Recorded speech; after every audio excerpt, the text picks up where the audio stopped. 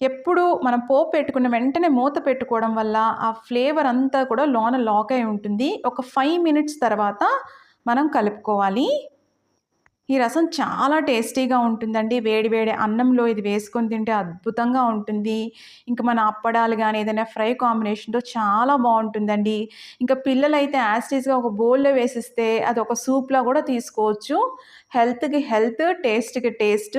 దీంట్లో అల్లం వేయడం వల్ల మంచి కాంబినేషన్ అండి. కావాలంటే మీరు పెప్పర్ పౌడర్ కూడా వేసుకోవచ్చు. ఈ రెసిపీని మీరు తప్పకుండా ట్రై చేయండి. ఎలా వచ్చిందో కూడా కమెంట్స్‌లో పెట్టండి.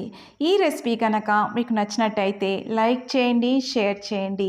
ఇలాంటి ఇంట్రెస్టింగ్ రెసిపీస్ కోసం మీరు హెల్తీ ఫ్లేవర్స్ ఛానల్‌ని సబ్స్క్రైబ్ చేసుకోండి. రెసిపీస్ ట్రై చేయండి.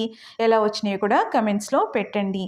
మళ్ళీ మరొక ఇంట్రెస్టింగ్ రెసిపీతో మిమ్మల్ని కలుస్తాను. అంతవరకు stay healthy, happy. Thank you.